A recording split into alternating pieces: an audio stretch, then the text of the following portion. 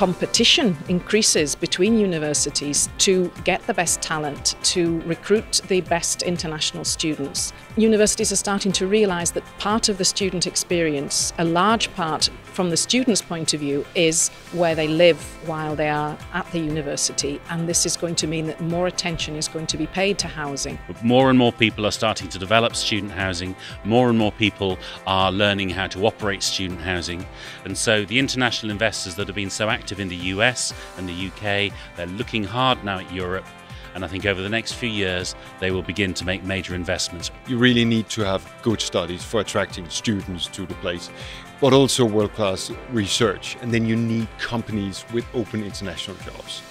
If you can show that combination, that makes a good selling point. If you can show we have good research, good universities, and on the same there's jobs for people to get. Well, I think the German student housing market is going through rapid change right now. It's becoming much more professional. 3 million students and only 220,000 student accommodations, so there's a large gap to be filled in the future.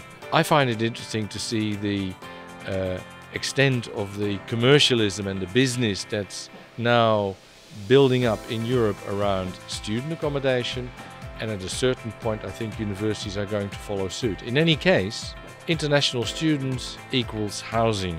Student mobility equals housing. So what role does housing have to play in this? A vital role. And if you haven't got enough, you're not going to grow.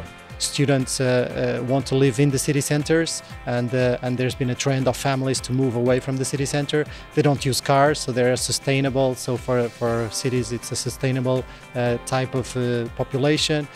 What I hope to, and I have been learning from the class of 2020, is how important and engaged European countries are involved in student accommodations and ensuring that there's an immersion into the cities and the accommodations support that immersion.